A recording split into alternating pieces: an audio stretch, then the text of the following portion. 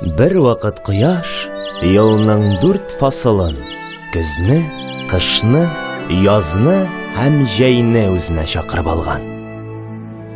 Сезнең кайсыгыз матуррак, кайсыгыз эштә батыррак, шуңа бүләк бирәм.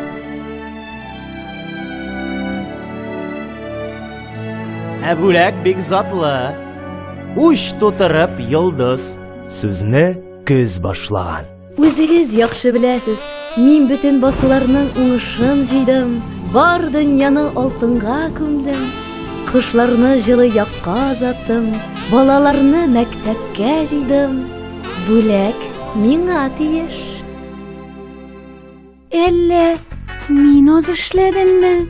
Дип сикереп торган яз. Мин барлык карларны эреттем, басуларга иген чәчтем, кошларны чакырып кайтарттым, агачларны яфрак ярдырдым, болыннарны чәчәккә күмдем. Арада иң матуры да, иң булдыклысы да мин.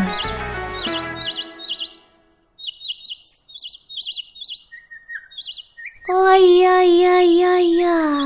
Дигән җәй. Мине тыңлагыз әле.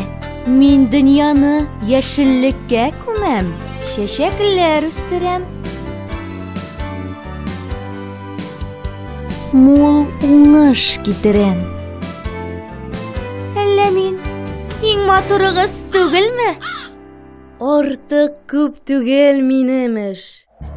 Дигән кыш тыйнак кына.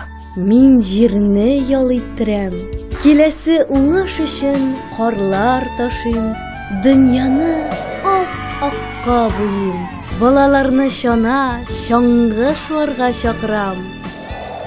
Мин дәяпсез түгел, минем чыршыларымны, кар бөртекләремне, мамык бәсләремне яраталар.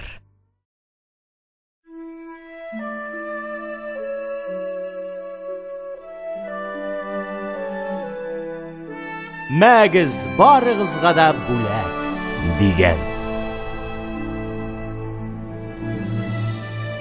Йолдызларны елның бер фасылы да үзенә алмаган.